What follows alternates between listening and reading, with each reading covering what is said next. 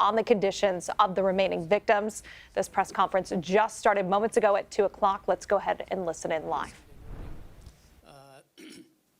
It was a bright sunny day and a Sunday morning, and the combination of those two things usually mean that your volumes are pretty low to start the day off. So we didn't have a lot of patients in the department, but at one point we did receive a phone call through the ER itself, and it was from one of my residents. My resident was actually in the church. And the resident said, there's an active shooter in our church. And that was before EMS had been called. That it was before anybody else knew about this. So initially, we just started to prepare the emergency department. I made 2 phone calls, Dr. Ross and I. One was to surgery, Dr. Ash, to kind of give him a heads up that it looks like we're going to get busy. And the other was to anesthesia so that they could start preparing the operating rooms. And then we waited for what seemed like a long time. But probably, I don't know, maybe 15, 20 minutes, ambulances started to arrive, people started to come through the door, and that's what started our day. You want to take it from there, Dr. Ash? When you got that call from Dr. Jansen, what did you do? When Dr. Jansen called, I guess I asked him, how serious this was, because this type of stuff doesn't happen in Grand Blanc, Michigan. And so it sounded really serious and legit. And I got up and came into the hospital. And as I walked into the emergency room, all these patients just started rolling through the door, one after the other, with wounds that you just never see in Grand Blanc, Michigan. And so people trying to die and bleeding and little kids. So it was really all hands on deck. The teams did an amazing job helping us prioritize the care and deliver the care to do our best to keep everybody alive, I guess. Mm-hmm. That's probably the truth of that. So our teams were amazing as far as that goes, and we, the work became kind of automatic and all for one and all on board at the same time. So I think it's really important for those of you that may not be as familiar with emergency medicine. I think it's really important to understand that emergency medicine is a team sport. You need the entire team to be engaged. Everybody has to be on the same page. And I'm not talking about the emergency department. I'm talking about everyone from EMS to the fire department to your police to your registration to all your techs in the department and your nurses. And we had some outstanding nurses that day especially. It's just the entire thing, the entire group has to work as one to be successful. And I couldn't be prouder of our community and our hospital in making that happen that day. You bring up a great point, too. We want to thank the City of Grand Blanc for having us here, of course. They've been wonderful partners throughout this whole thing. Dr. Ross, where did you come into play? Were you working that day already? I was in the department with Dr. Jansen. We were notified that we would be receiving casualties. The first casualty was a pediatric whose mom walked him through the front door and was directed right to the trauma bay where he received treatment. It was a orthopedic injury. We notified orthopedics who were in the department. And what I'm most impressed with is the teamwork.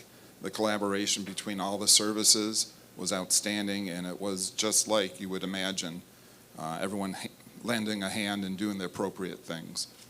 We can open it up to questions now that we've sort of set the stage. Go ahead, Steve Carmody. Have any of you had experience with a mass casualty event like this, or if any of you had military service that saw similar things? We have had more auto, not shootings, but we have had multiple victims from auto accidents or other type of accidents all at once. I think the difference here was, first of all, some of our residents were involved in this, so we had a personal interest in that. We knew some of the patients coming in, which always makes it more difficult when you can put a name with a face and that you know them. And also the type of injury that we were receiving were upfront more serious than typical. So I have had some experience. I've not been in the military. I do have a relationship with law enforcement and actually function on a local SWAT team as the medical director, and so I have been involved in some mass shootings in the past. Yes, Tim? So did you want to go ahead and finish that question? I don't have any military experience. I did do my trauma training as a resident 25 years ago out in Los Angeles and Compton, so I guess that could be military training in a way. You know, a place is kind of a war zone back in the 90s, but nothing formal. And no mass casualty experiences. I guess I'll say that, thankfully. Tim? Yeah, Dr. Ash, you said something which piqued my interest, people trying to die. Explain what you're talking about there. Well, I think that anybody that comes in after having a gunshot wound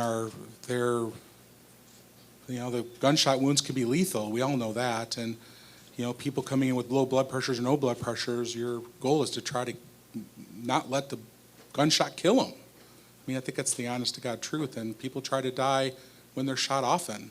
That's part of what doing trauma surgery is about. You save their lives, if that makes sense. I don't know if that answers your question, but that's... It gets into the, it does. One of the other things that Dr. Ross brought up was about how we kind of had a personal connection to this shooting. We had, at least 5+ of our residents and their families go to this church every Sunday. They're very devout parishioners, and their kids were there, and their wives were there, and some of them were physically there. And so it was, some of them acted with heroics to bring and pull people out of the fire and then share that story with us when they came in for their own treatment. So this is deeply personal to our community, not just our hospital or giving care. At least I'm from this community. I live 25+ years here, and I practice here for that time frame. So these are our people, and so especially when we train these residents, we spend a lot of time with them, and they're part of our extended family. And to see them go through this and their families go through this is just heartbreaking, and I've told a lot of people, words cannot describe the feeling. We really shouldn't have to go through this in any community. Kristen? Were And then I'll any take of Charlie. any of the residents' families or themselves injured in the attack? Yes, one of our residents' child was. As well as 2 of our other residents. Charlie Langton? Can you just give us an idea, this happened around 10:30 or so Sunday morning. You guys got there, how long did it take you before you left the hospital that day? I didn't leave until about 10 o'clock p.m. For all kinds of reasons. One, we had several operations to do on several of the patients, and the follow-up, spending time talking with their families, which is kind of a very interesting experience because they're in an equally weird kind of shock that you don't normally get from a family member. We've all had sick family members at some point in our lives. You're in shock a little because your family member's sick, but you didn't personally just go through this traumatic experience. But every one of the family members I talked to were at church. Their kids were at church. And so it was a unique experience, I think, for all of us in that way. Did you also, you had 2 gunshot wounds at the hospital and 2 from smoke inhalation? We had five gunshot wounds at the hospital and 3 smoke inhalations. Some of them, we had 3 gunshot wounds that were critical patients, and several, like the young boy that Sandy talked about, were, I guess no gunshots benign, but were smaller injuries, and he got to go home later that day, so. Darren Cunningham? Yes, hi. You all see a lot as it is, but to have this personal connection and this mass casualty, how do you all feel?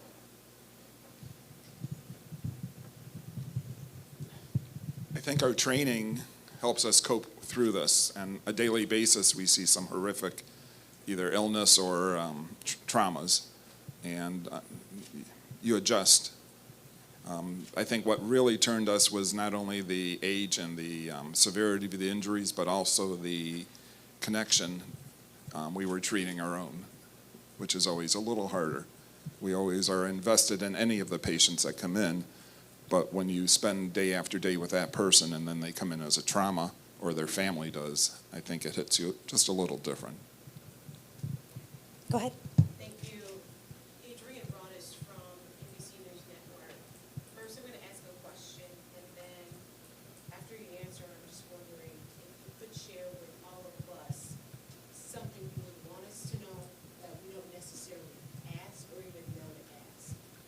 And so my question is, you all said earlier in the week that the youngest patient that you cared for was 6 years old. What are those conversations like? When you're treating someone that young, what do you do to help them get through the worst day of their life? Well, I hate to say you try to normalize it, but you do try to, you try to level set with that individual. You talk on their level as best you can. You show them kindness and caring and that they're safe. The biggest thing people worry about is safety and am I going to be okay? And that's what people need to hear. And it doesn't really matter whether you're 6 or whether you're 80. It's just the way that you say it, I think. You know, I think you get down to kind of the humanizing nature of medicine, and I guess I would hope society to a certain extent.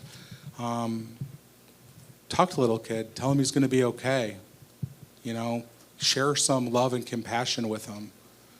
Get his mom to come and hold his hand. Those type of things, I think, help the 6-year-old do okay.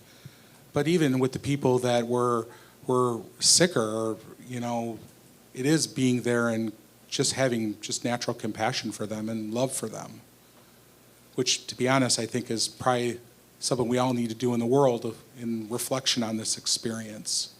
You know, none of us should really have to go through this. The world can't be tolerant and care about disagreements and not have to hurt each other, at least in my opinion. And I would hope that most of us have that opinion, I think, so. What stands out about the 6-year-old to me, I took care of him, was he didn't shed one tear. He walked in the emergency department stoic. Mom was a wreck, which as a parent, I completely understand. And what I did was I looked at the wound, had an idea of what was going on, and comforted both, I think, them by telling him and Mom, you're going to get through this, you'll be okay. But I'm just amazed. I know there was shock in the patient, but there was not one tear, which is a strong kid. Go ahead. I was just wondering if each of you guys had any moment, you know, knowing that it was a couple days ago now, but is there a moment that you think back to that sort of tells a story of the teamwork that you spoke about earlier that you can remember that day? I think the challenging thing in these kinds of situations is the unknown. So we didn't know how many people we were going to get. We didn't know what kind of conditions they were in. But I think that one of the things that went really well was we took care of the most critical first, and then we immediately started to reposition patients to other areas and get rooms, the trauma bays, cleaned back up and ready for the next patient that may or may not come in. And I think that, you know, that involved quite a few people, because to turn over a room like that quickly, to move the patient to the next best room where you could still watch them because they were semi-stable, but if they became unstable, you could still get to them quickly. That's a lot of, that takes a lot of teamwork and leadership and thought process to make sure that you're optimizing the care for what may or may not come in. One of the other things that I found was once the process started and we started to take care of the people with our small group, recruitment happened very fast. We had surgeons calling. Dr. Paulson came in, one of the vascular surgeons here in town. 3 heart surgeons came in from the Detroit area to help us out. Dr. Vance, our trauma director, came in to help us out, and he was super helpful with the care we delivered. There were several of our residents that are Mormon that didn't go to church that day and had just had a baby, and he came in from home to help, both take care of his brothers as well as help us deliver care and him deliver care. And so there were people that their family, were lucky to be alive. And they still came in and did their part to be of service. And that just wasn't our Mormon residents, that was a bunch of our residents. People gave up their Sundays, came in out of nowhere. So it was the immediate teamwork was amazing. We worked well together. We delegated, we trusted, all of those things that you want as part of a functioning team. But you also had the people that came in and went above and beyond to deliver the great care we delivered on Sunday. Dr. Ross, you want to add to any of the teamwork comments? No, I think it. Okay, great. We're here. Thank you. Could we have a status update on the people who were treated at your hospital? What conditions are they in? How many remain hospitalized?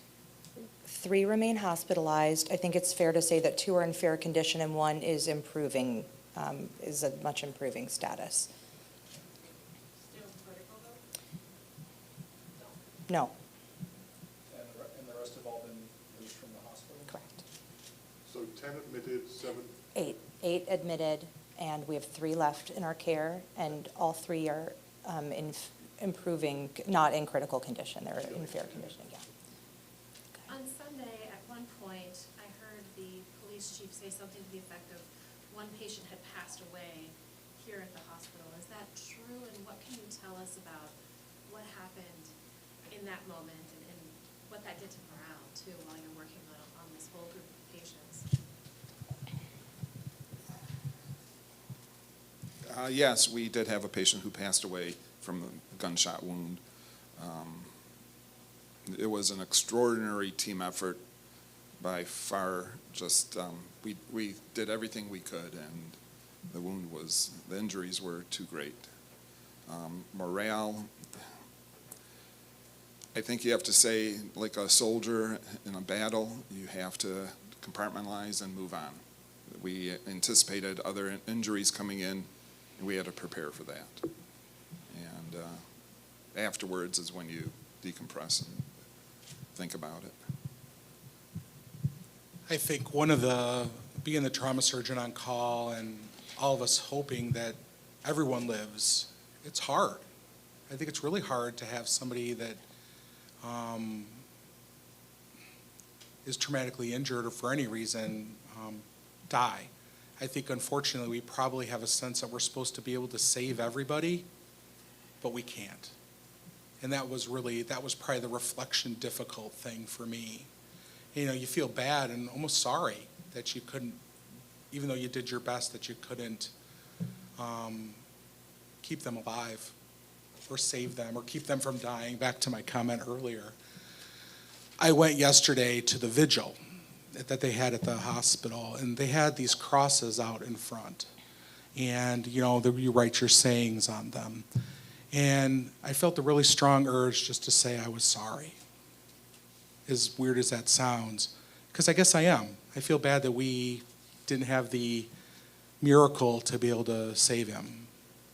And I think that's part of the struggle people in medicine have, is that we can't save everybody, but I think the world kind of expects us that we should be able to. And that's the hard part of doing this job, especially in this situation, because we can only do what people's bodies allow us to do, I guess. If that answers your question. So. Just to follow really quickly, how many children, how many adults? We only had 1 child, and all the rest were adults. Darren? I know that hospitals will train for mass casualty events. I guess based on this real-life experience, what I would say are the most important recommendations you would give to other healthcare providers, hospitals preparing for mass casualty We actually just had a mass casualty training a month or two prior. What I would tell other facilities is it can and probably will happen to you. I never thought it would happen to us. Our company, we took care of a lot of the patients, not us personally, but our partners in Las Vegas after that horrendous shooting. And a few other places, I think we've had mass casualties. And, you know, you always say it could happen, but it probably will happen, which is the unfortunate thing. I think that's probably the biggest thing, is that all of us thinking that this isn't going to happen here. You know, I think that's one of the things that happen. People get a little complacent and get a little, you know, grandiose, that we're not going to have a mass shooting in Grand Blanc, Michigan. Well, we're wrong. It can happen anywhere. You know, we're all equally at risk, which is, I guess, I would hope people would start to change their minds about each other a little bit and start having a little more grace and tolerance. We'll go to Charlie and then Adrian. Charlie? You're from here. What's been the reaction that you get, or what did you learn about the community here from this mass shooting? I've personally received a lot of texts and phone calls, and even in my community where I live, just people asking how I'm doing and just giving their condolences that this happened. And it's just an outreach of sympathy and thank yous.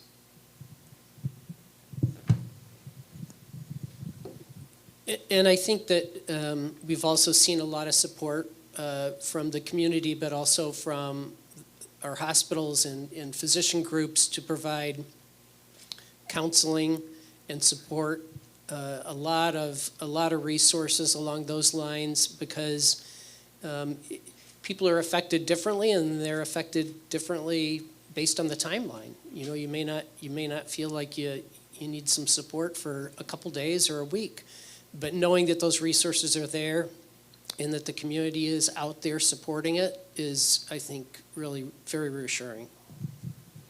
Adrian? And just for clarity, I want to make sure our language is correct. All three are in fair condition and improving?